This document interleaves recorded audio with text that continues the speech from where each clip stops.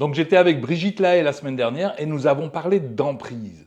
Alors, je vais vous présenter là maintenant l'introduction à l'émission. Et puis si ça vous intéresse, je vous retrouve tout de suite après pour vous donner un truc, un des nombreux trucs que l'on peut utiliser pour sortir de l'emprise. À tout de suite. 14h-16h, Brigitte Lahaie, Sud Radio. Bonjour à tous, nous sommes ensemble jusqu'à 16h et nous sommes bien sûr sur Sud Radio. On parle beaucoup du terme d'emprise, il est très très utilisé, souvent sans doute à juste titre.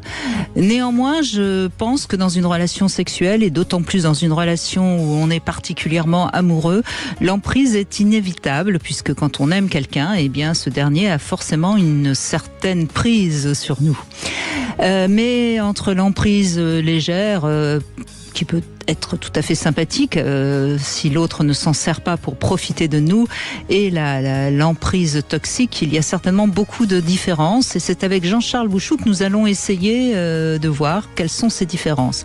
Jean-Charles Bouchou, moi je l'aime beaucoup parce qu'il nous rappelle toujours que dans une relation à deux, eh bien les deux ont leur part de responsabilité et donc on va voir quelle est la part de responsabilité de chacun dans une emprise.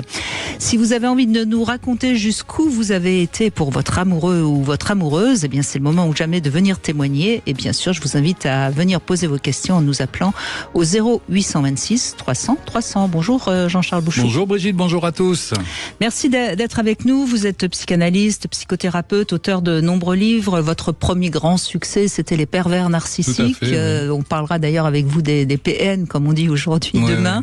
Ouais. Mais aujourd'hui j'avais envie de revenir sur la question de l'emprise parce que c'est un sujet qu'on met un petit peu à toutes les sauces en ce moment. Et il me semble que c'est quand même important de rappeler que forcément l'emprise entre gens qui s'aiment. Si je suis amoureux de quelqu'un, j'ai peur de la perdre ou de le perdre. Je pense, oui. Donc effectivement, quelque part, il peut avoir une emprise ou elle peut avoir une emprise sur moi. Mais logiquement, ça marche dans les deux sens. C'est-à-dire que de la même façon, mon compagnon ou ma compagne est amoureux de moi et donc je vais avoir une emprise sur lui. On parle aussi beaucoup de l'emprise du professeur sur ses élèves, du maître, du psychanalyste sur son patient. Exactement. C'est pas une emprise, hein. Nous avons une posture qui fait qu'effectivement il y a une admiration, qui fait qu'effectivement on pourrait éventuellement profiter de cette posture pour obtenir des choses, ce à quoi on renonce quand on adhère à une déontologie. Absolument. C'est essentiel. Mais ça n'empêche pas que le patient peut être sous emprise, même si vous êtes tout à fait respectueux en tant que psychanalyste. Oui, mais alors, ça sera une emprise entre lui et lui parce que moi, je ne lui demande rien. C'est-à-dire que moi, je vais plus d'abord parler du psychanalyste. Le psychanalyste ne partage pas son désir. Donc, il peut pas être, le patient peut pas être sous emprise. Mais il peut avoir un sentiment d'emprise. C'est pour mon thérapeute, je donnerais n'importe quoi. Mais on voit bien que c'est dans le psychisme du patient que ça se joue. Et d'ailleurs, on le voit aussi quand on est une personnalité publique, comme moi. Oui. Je vois bien que parfois, je pourrais me permettre de demander n'importe quoi à certaines personnes sous prétexte que ils sont prêts à tout. Oui, ils sont a priori amoureux. Ou en tout cas avec une certaine impression d'être de toute façon sous emprise. Oui. Et il pourrait aller très loin. Il y a une pathologie qu'on appelle l'érotomanie, où ça peut aller vraiment très très loin, où la personne est persuadée d'être amoureuse de vous et que vous êtes amoureux d'elle. Et d'ailleurs, c'est très intéressant parce que j'ai déjà donné ce conseil à plusieurs personnalités très connues, dont je ne citerai pas les noms, qui ont la générosité de répondre quand ils reçoivent un courrier. Et en général, si on répond lorsqu'on reçoit un courrier, la personne souvent nous répond à nouveau. Et à ce moment-là, moi, je ne réponds jamais parce que sinon, on crée... Et vous êtes d'accord avec ça? Et parfois, certains de mes amis répondent à nouveau et à ce moment-là, on leur répond, etc. Il se crée une relation. Exactement. Et à un moment donné, quand ils ne répondent plus, la personnalité donc connue ne répond plus, le fan ou la personne qui devient particulièrement agressive. Oui, il l'insulte. C'est intéressant quand même de voir... Pourquoi m'avez-vous abandonné? C'est le titre d'un de mes livres d'ailleurs. Pourquoi m'as-tu abandonné? C'est ça. C'est-à-dire que la personne a pensé créer une relation qui en fait est virtuelle, puis ça se passe sur Internet. Et au moment où vous ne donnez plus suite à cette relation, eh bien vous l'avez abandonnée. Et on est donc là dans l'angoisse d'abandon, qui est une angoisse prégnante dans toutes les problématique narcissique, pas seulement vers les pervers narcissiques, mais même les victimes, toutes ces personnes-là. Elles n'ont qu'une peur, c'est d'être abandonnées. Donc on voit bien que, comme vous le dites toujours, les deux sont responsables finalement. Et puis on sait aussi, par exemple, dans l'hystérie, la personne elle a besoin de vous poser sur un piédestal, et au moment où ça va l'arranger, alors elle est vraiment dans la toute-puissance, elle va au contraire vous dire, comme vous le disiez, elle va vous insulter en disant vous êtes tellement décevant, vous ne valez rien, vous êtes nul. Bon, c'est son problème de toute puissance, quoi. Il faut pas rentrer dedans. Oui, non, mais on a cette capacité, nous, en effet, de comprendre que ça parle de l'autre et non pas de nous-mêmes. Mais en même temps, c'est pas si simple pour quelqu'un qui n'a pas un peu. John Lennon a été tué, je crois, par une personne qui était amoureuse de lui. Je crois, oui, je crois. Dans le champ de l'érotomanie. Donc ça peut aller très très loin. Sans doute qu'il l'avait repoussé à force d'être harcelé. Sans doute, où il avait fait des choix qu'il n'aurait pas dû faire, où il aimait pas la bonne personne. Enfin bon, on ne sait pas ce qui se passe dans le psychisme de l'autre. Non. C'est bien, c'est pour le coup ce qui est inquiétant. Cette personne-là aimerait que nous soyons sous son emprise. Et comme nous refusons, nous devenons le mauvais objet.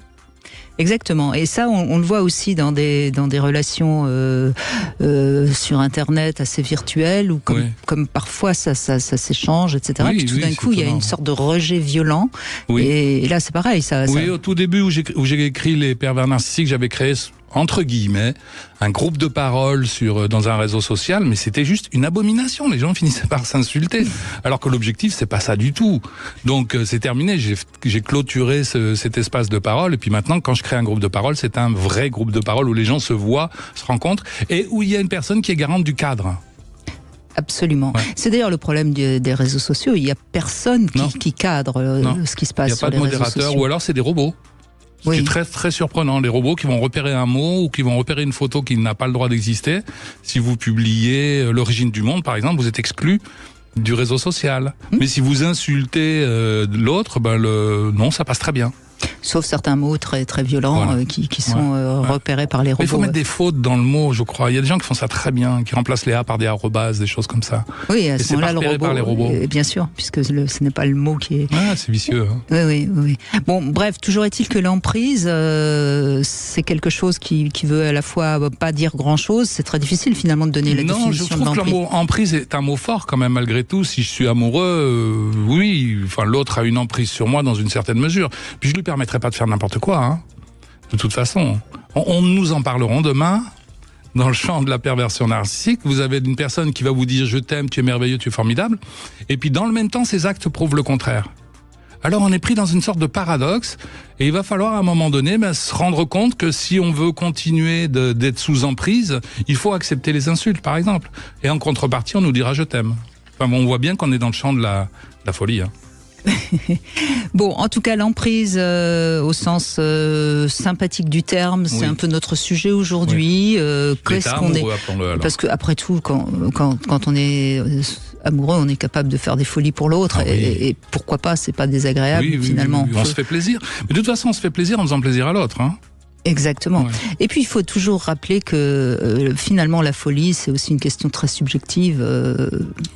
Et c'est pas mal d'être un peu fou. Oui. Vous êtes d'accord avec ça ? Oui, tout en prenant soin de soi et en prenant soin des autres. Exactement. Donc on va être un petit peu fou pendant ces 2 heures. Jean-Charles Bouchot est avec nous, psychanalyste. Je rappelle aussi ce livre que vous avez écrit, je crois que c'est le dernier d'ailleurs, Les violences invisibles. C'est aux éditions Le Courrier du Livre, qui est tout à fait intéressant parce que, en effet, on est parfois dans une violence, mais qui n'est pas suffisamment...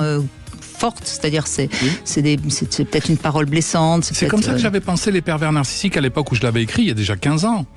Et des personnes m'ont appelé en me disant, moi je suis avec quelqu'un, je me rappelle le premier témoignage que j'ai reçu, c'est une dame me disait, mon mari est un pervers narcissique, je viens de me rendre compte que chaque matin il me fait un café et il met du détartrant dedans. La machine.